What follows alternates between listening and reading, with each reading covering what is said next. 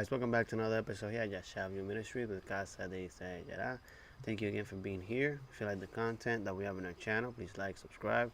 If you have any questions, comments, concerns, please put them in the comment section down below. Also, if you know any youth that is interested in the word of Elohim and its truth and its context, please share and bring them to our channel so that way we can study together and learn together and grow together. Alright, with that being said, let's get started with this week's Torah portion. So, this week's Torah portion, it's Vayeitzei means, and he went out or he left, right? So it's talking about Jacob, right? Jacob has gotten the blessing from Isaac, right? What we talked about last week. And so now Esau weeps and he's frustrated and angry because Jacob got the blessing, the birthright. He has the right and the authority of the firstborn, because not only Esau gave away his birthright, but at the same time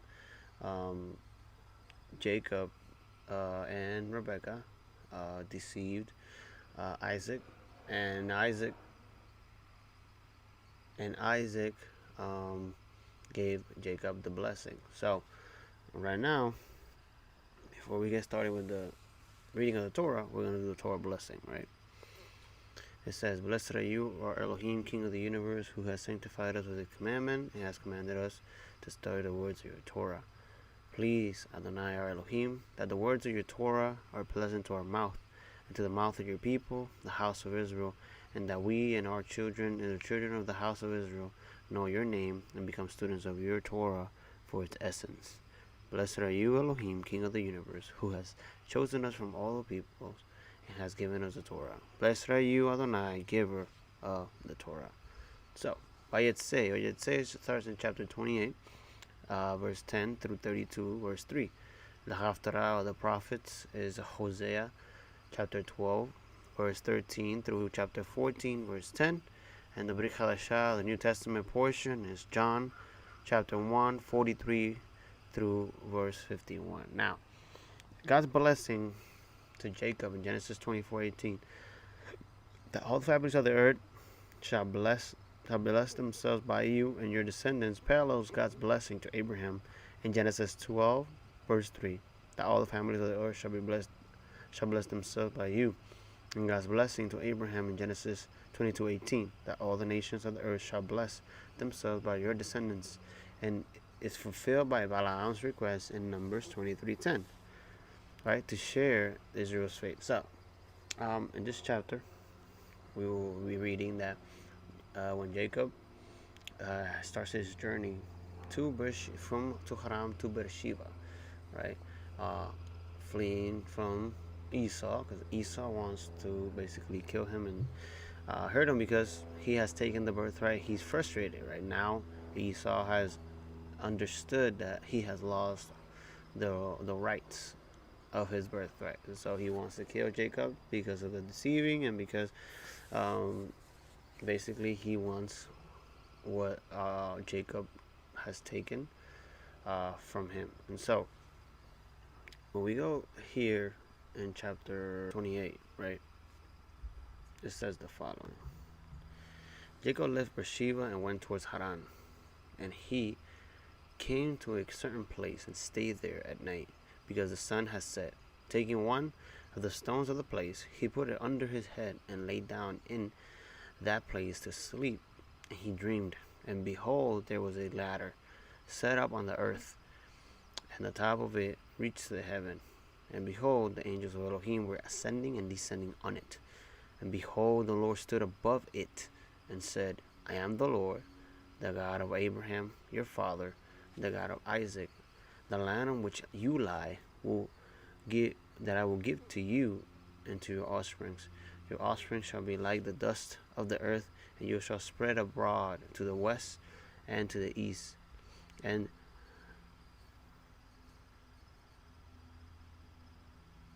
to the north and the south.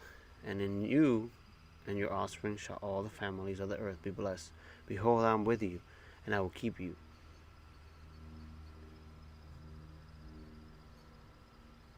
And whenever you go, I will bring you back to this land, for I will not leave you until I have done what I have promised you." Then Jacob awoke from his sleep and said, surely the Lord is in this place, and I did not know it. He was afraid and said, how awesome is this place? This is none other than the house of God, and this is the gate of heaven. So early in the morning, Jacob took a stone that he had put under his head and set it for a pillar, and poured oil on top of it, and he called the name of that place Bethel. But the name of the city was Luz at first. Then Jacob made a vow, saying, if Elohim will be with me and will keep me in this way that I go, I will give me and will give me bread to eat and clothing to wear, so that I can come again to my father's house in peace, and the Lord shall be my God, and this stone which I have set up for my pillar shall be God's house, and of all that you give me I will give a full tenth to you. So, interesting enough, Jacob goes on his way to Haran, right? And he stops at a place to rest, grabs a rock, and lays down and has this vision. Jacob's journey to Haran and back, right? So this is an illustration, a small illustration of Jacob's journey and on his way to Haran from Beersheba, right? And his way back, right? So Jacob basically, gets off of Beersheba and stops right at Bethel, right? Over Jericho, right? And so he's resting, right? And he grabs a stone and from Beersheba, Jacob likely travels north along the ridge of the hills, passing just west of Hebron, Bethlehem, Jerusalem, all the way to Bethel. The distance covered is about 55 miles. Jacob probably arrives at Bethel on the third night, right? So he was going, 3 days, and on the third night he took a rest, right? And so when we read, right, from the fact that the messengers of God appear passing between the realms in Jacob's dream, it is clear that he is viewing a portal to heaven, right? Such portals are envisioned as stairways, as opposed to ladders in ancient mythology. So the ladders that Jacob was seeing in the ancient Near East were stairways into the heavens, and they had specific buildings, right? That the ancients believe that the gods will communicate and basically connect with the people through these gates, right? They were a connection to the heavens. So Jacob right now is living in a culture that understands the vision that he's having right now, right? So the stairways to heaven, right? One single architectural feature dominated the landscape in the early Mesopotamian cities.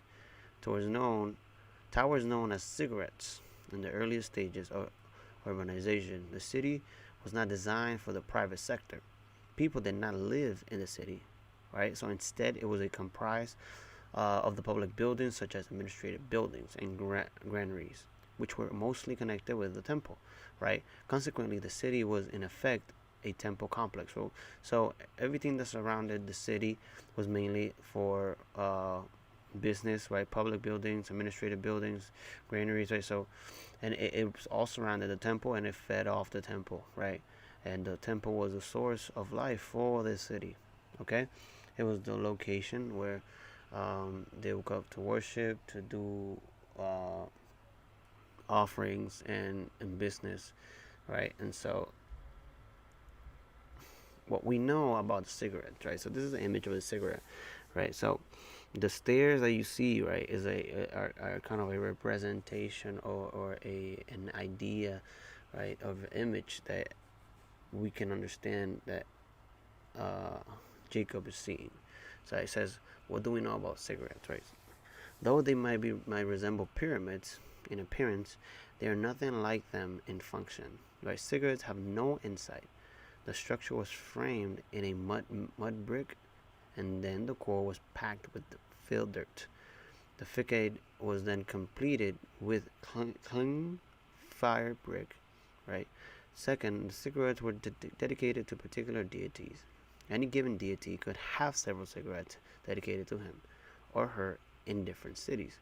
Furthermore, the given city could have several cigarettes, though the main one was associated with the patron deity of the city. right? 3. Archaeologists have discovered nearly 33 cigarettes in the general region. Text mentions several others. The main agricultural feature is the stairway or ramp that leads to the top. There was a small room at the top where the bed was made and the table set for the deity. Right, cigarettes range in size from 60 feet per side to almost 200 feet per side. Right, so in the picture, as we see, there is a stairway, right, and then there's rooms, right, and so they believe that in that top room that they will set a bed and a table, and the God will come and meet them, right, and would accept their offering. Right. Most important is the function of a cigarette. Right. The cigarette did not play a role in any of the rituals known to us from Mesopotamia. If known literature were our only guide, we would conclude that common people did not use cigarettes for anything. It was sacred space and was strictly off limits to profane use. Though the structure at the top was designed to accommodate the god, it was not a temple where people would go to worship. In fact, the cigarette was typically accompanied by an adjoining temple near its base where the worship did take place. So the cigarette was a point in where the building and the structure was built for the god itself, right? It had a room at the bottom in where the people would worship, but in the staircase leading up to that room at the top, people would not be able to enter there, right? And so the kings will probably bring the offerings, or the priests will bring the offerings to that room, leave it on the table, right? And in their mind, they believe that the God will come, right? The gate, the heavenly portal will open, and the God will descend, right? And eat and sleep, right? And so that was their mindset with the cigarette, right? So that was like the envision that they had, right? The way that they connected with God. The Tower of Babel was understood as building like cigarette that would connect, right? So that God will come down, right? And they wanted God to come down so they can have a great name. And so here, the cigarette is basically a representation of a portal or a connection from heaven to earth, right? That stairway, right, from the base to that room, right, it becomes a connection, right, a portal to the heavenly world. Okay, right. Now, here in the text, right, it is explained that Jacob says this is the house of God, right? It says the house of God or the gates of heaven, right? The portals were considered sacred space, right? The link between heaven and earth provided passage for the deity from the gate of his heavenly temple palace to the sacred space marked out on earth for his presence and worship. Such places were marked with temples once their location had been revealed to the people living in the area. Right, temple gates and heaven gates. Right, when kings sought to build temples to particular deities, they sought the deity direction to identify such sacred place. Thus, the house of Elohim, usually referring to a temple, in chapter 28, verse 17, Jacob identifies a sacred space, but there is not a temple built yet to mark the spot. It is linked with the gate of heaven to the entry of the heavenly abode or deity. There is a continuum in the space between the heavenly dwelling and the earthly, one such that they are not simply considered mirror images or paired structures, but in the sense that they are more like the upstairs or downstairs of the same building. Yet, it is even more than that, as the earthly temple can be thought of as an actual existing heavenly realm. Right? The temple is a place in both worlds, just as the grave is a place both on earth and in another world. One might compare it to the wardrobe in the Chronicles of Narnia, right, which exists both on both worlds.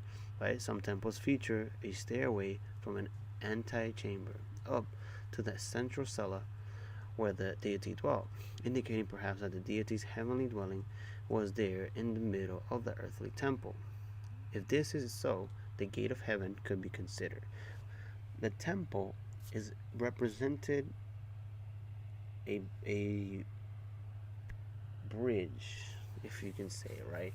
Right, on Shabbat, right, when we celebrate Shabbat, right, as soon as the sun goes down, the importance of Shabbat is that as soon as the sun goes down, right, Shabbat, when we receive it with the right intentions and with the right mindset, right, understanding that it is a sacred time and a sacred space that Elohim separated, we enter into a temple in time, right? Meaning that Shabbat becomes the house of Elohim, right? All of us together become a house of Elohim, the temple of Elohim, right?